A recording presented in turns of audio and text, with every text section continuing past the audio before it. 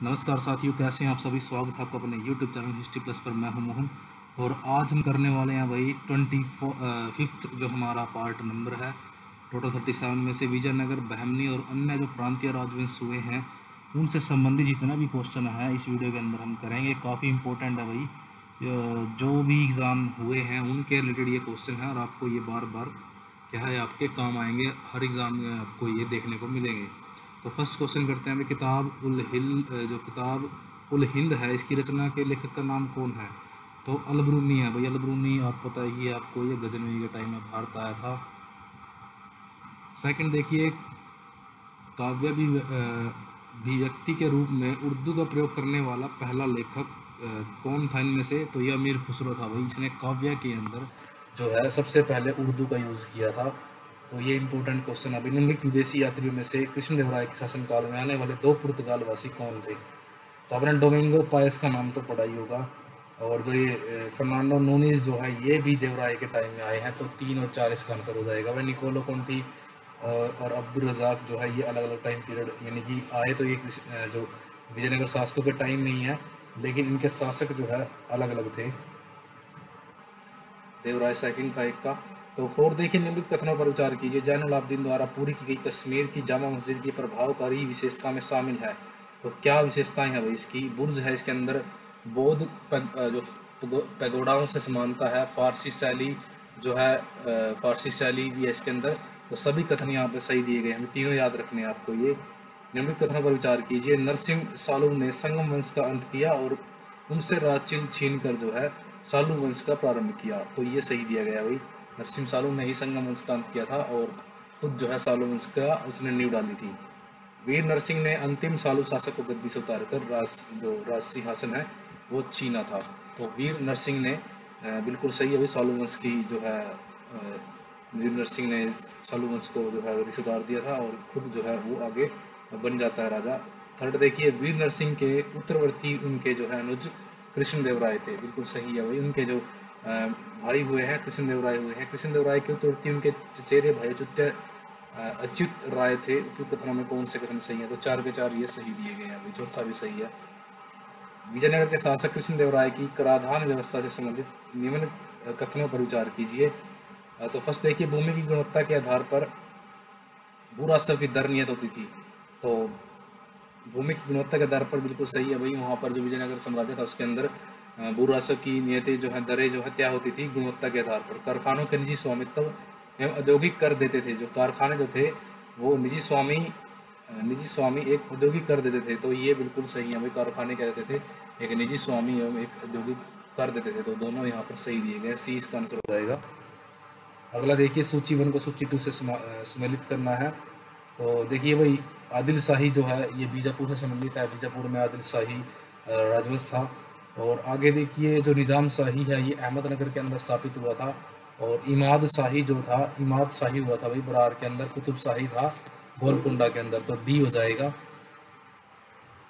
निम्न कथन पर विचार कीजिए। हिंदू देवी देवताओं तथा मुस्लिम संतों की प्रशंसा में रचित गीतों का संग्रह जो है किताब ए नौरस इब्राहिम आदिल शाह द्वितीय के द्वारा लिखा गया था। तो बिल्कुल यहाँ पे ये सही है भाई। हिंदू देवी देवताओं तथा मुस्लिम संतों की प्रशंसा इसके अंदर की गई है। जो किताब ए नौरस बुक है, याद रखनी है ये आपको। ये आदिल शाह द्वितीय की है। भारत में कव्वाली के नाम से जाने जाने वाली संगीत शैली के प्रारंभिक रूप के आरंभकर्ता कौन है? अमीर खुसरो थे। बिल्कुल सही है भाई। यहाँ पर ये सेकंड भी, तो सी हो जाएगा इसका आंसर। विजयनगर साम्राज्य की स्थापना किसके शासनकाल में हुई थी? तो ये मोहम्मद बिन तुगलक के टाइम में हुई थी, 1333 के लगभग, 3336। सूची 1 को सूची 2 से सम्मिलित करना है। वही सेम क्वेश्चन आ गया है सर। जो आदिल शाही है आपको पता ही है, अभी हमने ऊपर किया था कौन सा किससे संबंधित है। तो आदिल शाही बीजापुर के अंदर है और कुतुब शाही जो है गोलकुंडा के अंदर है। निजाम शाही अहमदनगर के अंदर है। सत्ती जो है जौनपुर के अंदर थे। तो डी हो जाएगा। वेदों के प्रख्यात टीकाकार सायन जो है किसके शासनकाल के अधीन फले फूले थे? तो ये विजयनगर राजाओं के अधीन ये फले फूले थे। वैदिक ग्रंथों के प्रसिद्ध भाष्यकार सायन इनमें से किस एक काल में सक्रिय थे? तो विजयनगर के राज्यकाल में थे। वेदों के टीकाकार सायन को किस, तो विजयनगर प्रसिद्ध वेदज्ञ सायन जिन्होंने अनेक वैदिक ग्रंथों पर टीकाएं लिखी किस राज्य को अलंकृत करते थे? विजयनगर। निम्न में से किसके शासनकाल में विजयनगर साम्राज्य अस्तित्व में आया? तो ये मोहम्मद बिन तुगलक के टाइम में आया था। विजयनगर साम्राज्य की स्थापना कब हुई? तो ये 1336 में हुई थी। विजयनगर साम्राज्य की राजधानी के अवशेष हम्पी से मिलते हैं भाई। विजयनगर के खंडर कहाँ से प्राप्त हुए? हम्पी से हुए। निम्नलिखित में से कौन एक विजयनगर राजाओं की पुरानी राजधानी का द्योतक है? हम्पी है भाई। निम्नलिखित में से किस स्थान के खंडर जो है विजयनगर की, ये भी हम्पी। विजयनगर शहर किस नदी पर स्थित है? ये इंपॉर्टेंट क्वेश्चन है। ये हम कृष्णा लगाएंगे मोस्टली इसका आंसर, क्योंकि हमने बहुत बार पढ़ा है कि कृष्णा और तुंगभद्रा के बीच का दोआब जो था काफ़ी इंपॉर्टेंट दोआब था, और इनको लेकर के लड़ाइयाँ होती रहती थी, तो इसलिए हम दोनों ऑप्शंस पर डाउट करेंगे। तो लेकिन हमें याद रखना है कि तुंगभद्रा नदी के ऊपर स्थित था। हरिहर और बुक्का द्वारा स्थापित राजवंश को संगम राजवंश के नाम से जाना जाता है, क्योंकि क्या था, हरिहर और बुक्का के पिता का नाम जो है संगम था, तो इसलिए इसको संगम वंश के नाम से जानते थे। विजयनगर साम्राज्य के संस्थापक हरिहर और बुक्का दोनों थे। वैदिक ग्रंथों के प्रसिद्ध टीकाकार सायण किनसे संबंधित थे? तो विजयनगर के राजाओं से संबंधित। विजयनगर राज्य की स्थापना की थी हरिहर बुक्का ने। विजयनगर राज्य के संस्थापक हरिहर बुक्का। दक्षिण भारत में किसने स्वतंत्र बहमनी राजवंश की स्थापना की थी? तो ये बहमन शाह ने की थी। बहमनी राज्य की स्थापना 1347। बहमनी के बारे में आपको डेट याद रखनी है, 1347। और विजयनगर 1336। मैसूर आपको याद रखना है, मैसूर की स्थापना हुई थी 1612 के अंदर, तो ये चीज़ें आपको याद रखनी है। बहमनी राज्य स्थापित हुआ था, तो ये कब हुआ था? 14वीं शताब्दी ईस्वी के अंदर ये स्थापित हुआ था। दक्षिण में बहमनी राज्य का संस्थापक निम्न में से कौन था? तो दक्षिण में बहमनी राज्य का जो संस्थापक था भाई, वो हसन गंगू बोलते थे इसको। बहमनी राज्य की स्थापना की थी अलाउद्दीन हसन ने, इसको हसन गंगू बोलते थे। एक सेकंड।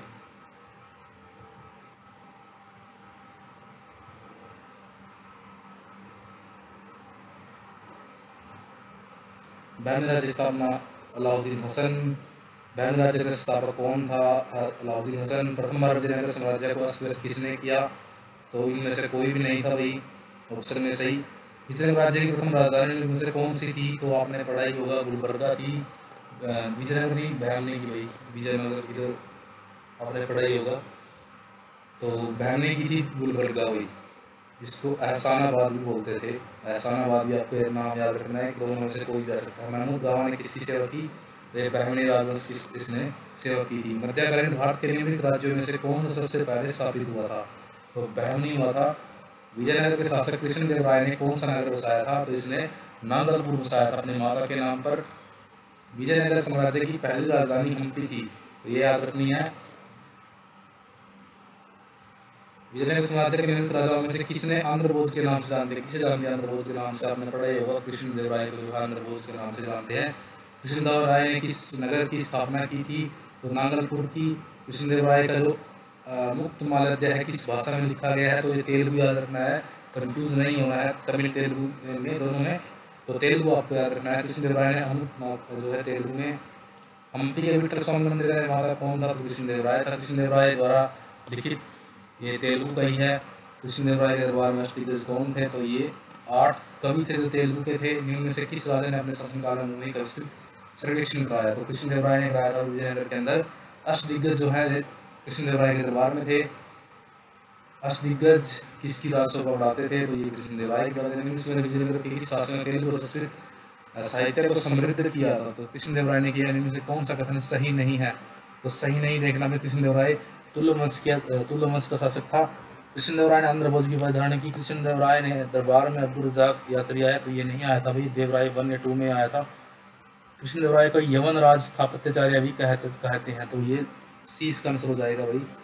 कृष्णदेव राय प्रथम के विषय में इनमें से कौन से कथन असत्य हैं? तो ईरानी राजदूत अब्दुल रज़ाक के दरबार में नहीं आया, तो यही गलत है। उसने हजारा मंदिर का निर्माण किया। उड़ीसा गुलबर्गा उदयगिरी का अधिकार उसने किया, उड़ीसा गुलबर्गा उदयगिरी। और उसका प्रधानमंत्री जो था महाप्रधान कहलाता था, तो ये इंपॉर्टेंट है, ये चीज़ याद रखिए आप। उसका जो प्रधानमंत्री था वो महाप्रधान कहलाता था। किसने कहा कि एक मुकुटधर राजा का धर्म, जो राजा को सदा धर्म की दृष्टि में रखकर शासन करना चाहिए? तो ये कहा था कृष्णदेव राय ने अपनी बुक मुक्त मालव्य के अंदर। विजयनगर का प्रसिद्ध हजारा मंदिर किसके शासनकाल में बनता है? कृष्णदेव राय के टाइम में। निम्नलिखित शासकों में से किसे अंदर का भोज कहा जाता है? अंदर का भोज कृष्णदेव राय। आंध्र भोज की उपाधि किसने धारण की? तो ये कृष्णदेव राय ने की। निम्नलिखित में से किस भाषा में विजयनगर के शासक कृष्णदेव राय ने अपनी सुप्रसिद्ध ग्रंथ मुक्त मालव्य की रचना की? तो तेलुगु। इनमें से आंध्र भोज, इनमें से विजयनगर शासक ने तुर्की धनुषधारियों को नियुक्त किया था। तो याद रखना भाई, ये तुर्की जो धनुषधारी अपने सेवा में लिए थे वो देवराय फर्स्ट ने लिए थे। प्रसिद्ध विजयनगर शासक कृष्णदेवराय के अधीन किस साहित्य का स्वर्ण युग था? तो ये तेलुगु का था। निम्नलिखित विजयनगर राजाओं में से सर्वप्रथम किसने अश्व सेना को महत्व को पहचाना और फारस का अरब से बड़ी संख्या में घोड़े खरीदे? तो ये देवराय फर्स्ट था, जिसने धनुषधारी और अश्व सेना को इसने महत्व दिया। निम्नलिखित विजयनगर शासकों में से किसने सेना में मुस्लिमों की भर्ती को आरंभ किया? तो ये भी देवराय फर्स्ट था, जिसने मुस्लिमों को जो है अपनी सेना में भर्ती किया था। वह विजयनगर राजा जिसने तुर्की वर्ग के कुशल तीरंदाजों को नियुक्त किया और अपने धनुर्धरों की युद्ध क्षमता को बढ़ाया। तो ये देवराय सेकंड था भाई। तुर्की वर्ग के कुशल तीरंदाजों की नियुक्ति की और अपने धनुर्धरों की क्षमता को बढ़ाया।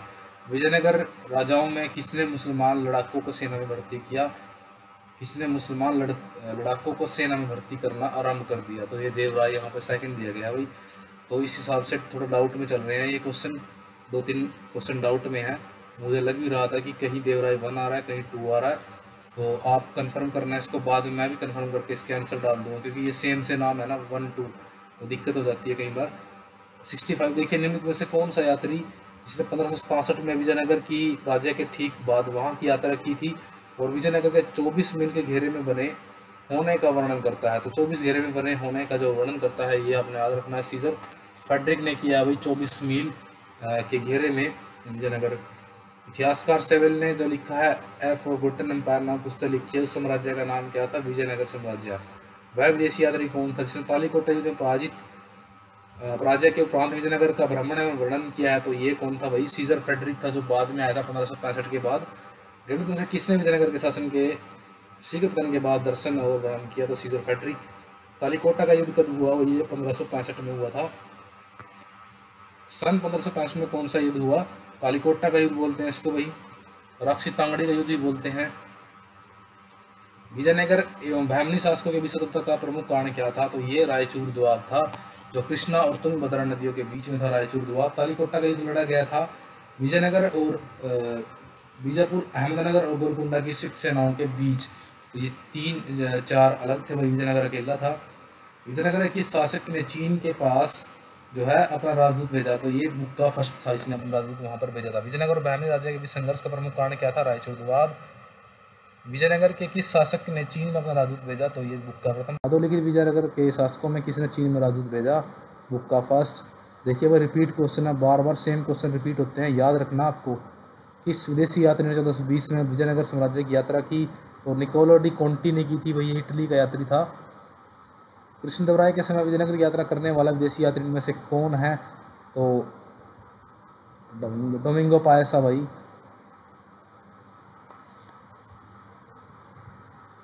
विजयनगर साम्राज्य में सती प्रथा का उल्लेख कौन करता है? सती प्रथा का उल्लेख करता है भाई निकोलो कोंटी भी करता है भाई, और यहाँ पे आंसर दिया गया है बारबोसा। तो सती प्रथा का उल्लेख कौन करता है भाई? मेरे हिसाब से यहाँ पे इसके आंसर दोनों होने चाहिए, निकोलो कोंटी भी करता है और बारबोसा भी करता है। निकोलो कोंटी कौन था भाई? निकोलो कोंटी इटली का यात्री था, इसने विजयनगर की यात्रा की थी। अब्दुल रज़ाक विजयनगर आया था, तो ये कब आया था? ये कृष्णदेवराय सेकंड के टाइम में आया था। अभी ऊपर इसकी बात हो रही थी फर्स्ट सेकंड में, तो ये आप याद रखिए कि ये सेकंड के टाइम में आया था। देवराय सेकंड के टाइम में अब्दुल रज़ाक। निम्नलिखित में से किस विदेशी यात्री ने विजयनगर साम्राज्य में सती प्रथा के प्रचलन का उल्लेख किया है? यहाँ पे भी बारबोसा दिया गया है भाई, तो बारबोसा ही आप आंसर मानिए एक बार इसका। लेकिन निकोलो कोंटी भी जो है सती प्रथा का वर्णन करता है। निम्नलिखित में से किसने अब्दुल रज़ाक को देवराय सेकंड के दरबार में राजदूत के रूप में भेजा था? तो ये भेजा था खुरासान का सुल्तान शाहरुख ने जो है अब्दुल रज़ाक को देवराय सेकंड के जो है दरबार में भेजा था। अब्दुल रज़ाक ने किस सन में विजयनगर का भ्रमण किया? तो ये किया था 1443। डेट याद रखिए भाई।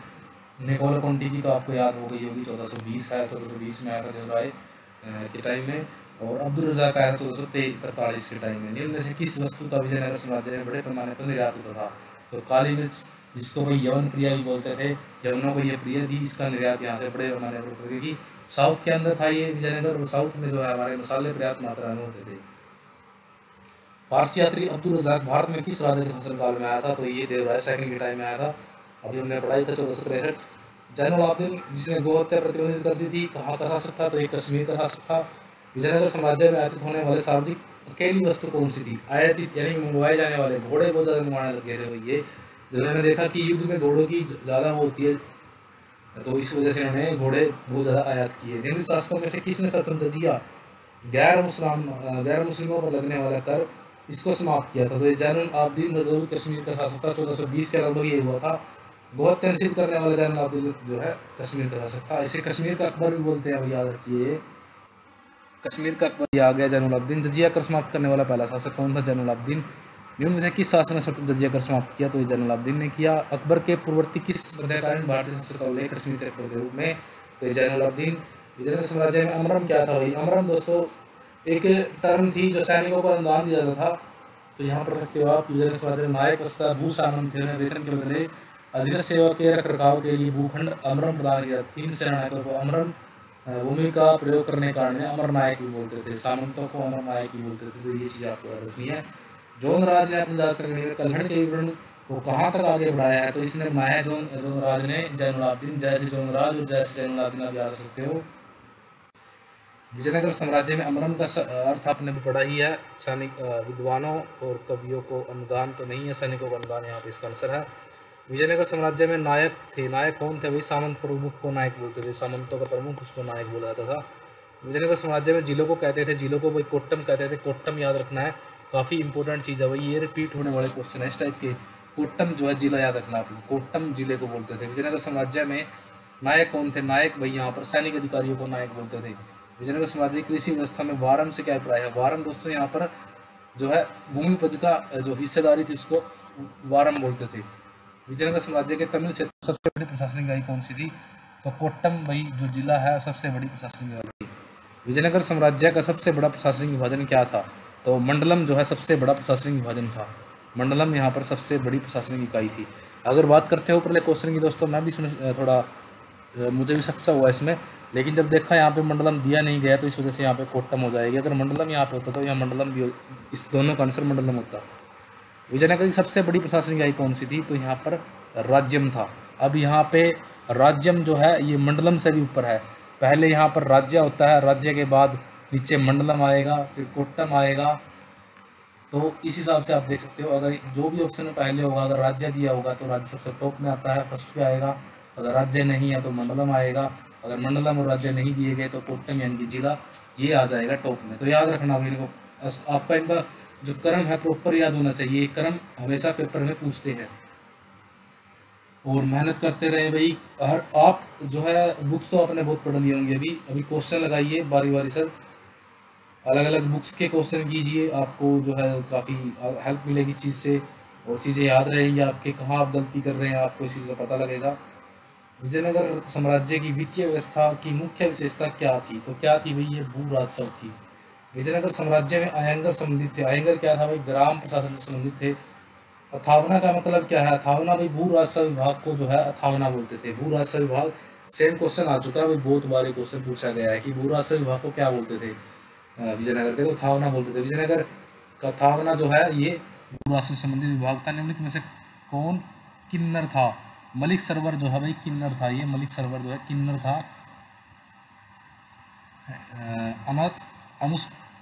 अनुष्ठानिक नक्तदारी विजयनगर शासन का प्रमाण चिन्ह था। विजयनगर शासकों ने निम्नलिखित में से किस एक तीर्थस्थल की ओर से शासन करने का दावा किया था? तो ये किसके? विरूपाक्ष। तो विरूपाक्ष को भाई मेन मानते थे अपने लिए, यानी कि विरूपाक्ष के नाम से ही इनके मोस्टली आदेश वगैरह जो है वो ये पारित करते थे। प्राक मुगल काल में निम्नलिखित में से कौन सा स्थान भारत का सिराज? तो जौनपुर हमने बहुत बार पढ़ा। जौनपुर राज्य का अंतिम शासक कौन था?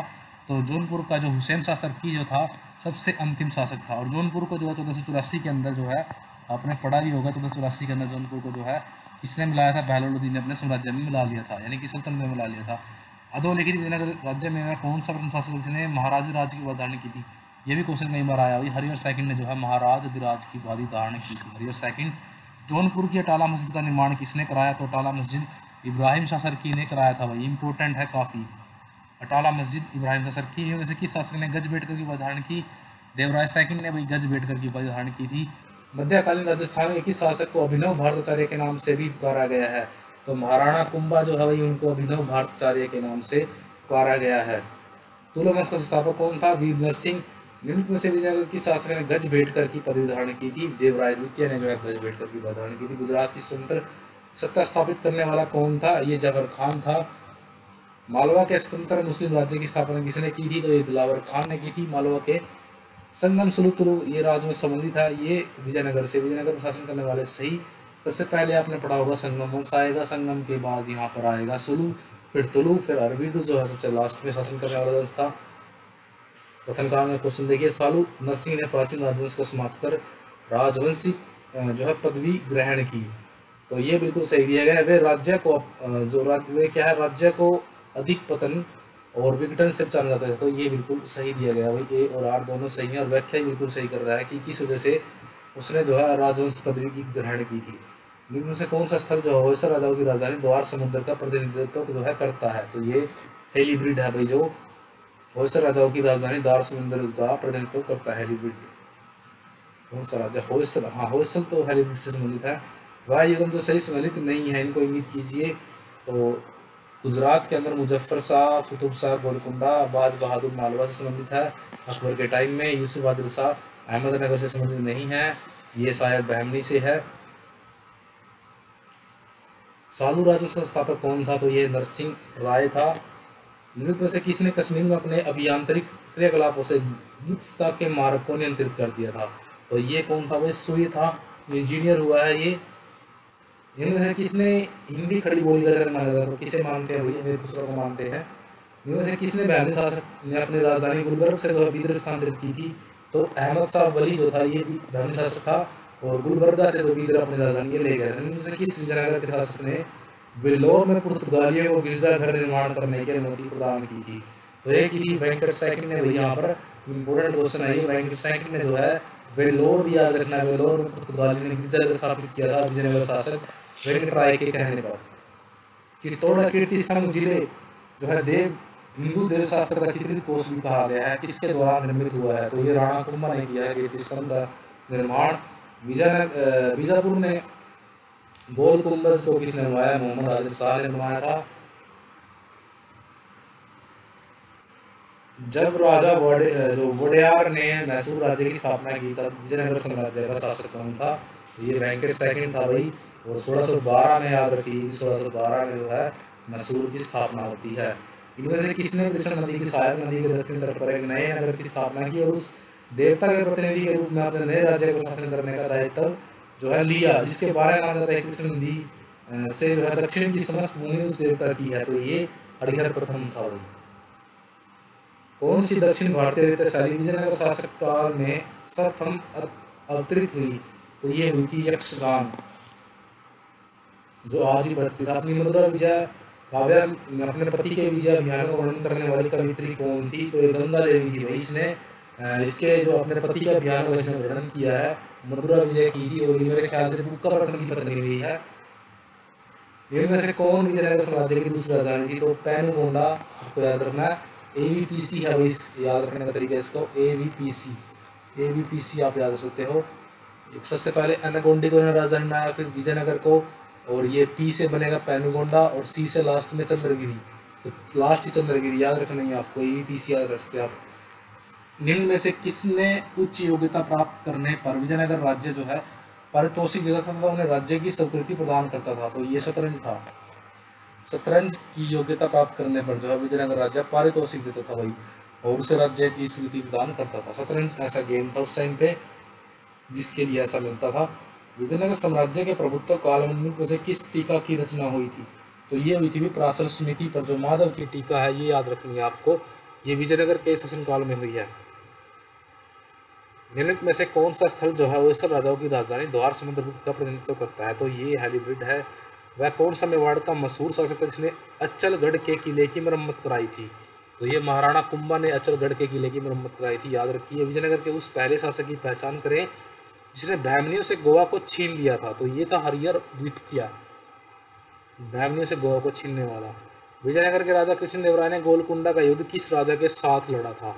तो ये लड़ा था भाई कुली कुतुब शाह के साथ। कुली कुतुब शाह, याद रखिए, कुली कुतुब शाह। निम्नलिखित में से किसे अपने राज्य में हिंदुओं को संरक्षण प्रदान करने के लिए उसकी प्रजा द्वारा सब जगत गुरु कहकर वर्णित किया गया था? तो ये बीजापुर का जो आदिल शाह सेकंड है, इसको जगत गुरु बोलते थे। हरिहर बुक्का द्वारा स्थापित राजवंश को संगम राजवंश जानते हैं, क्योंकि ये उनके पिता का नाम संगम था।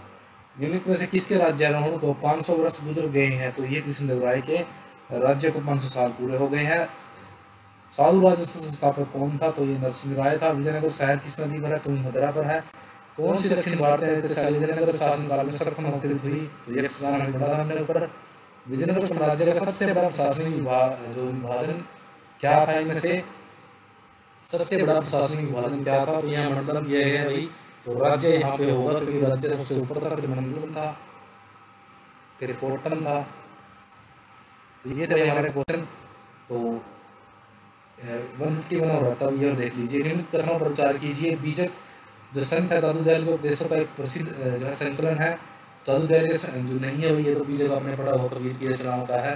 पुष्टि मार्ग के दर्शन को माधवाचार्य ने प्रतिपादित किया और भी कथनों में से कौन से कथन जो है सही है?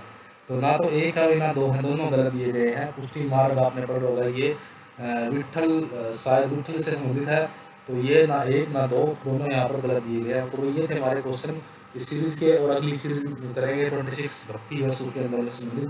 हम मिलते हैं नेक्स्ट वीडियो में।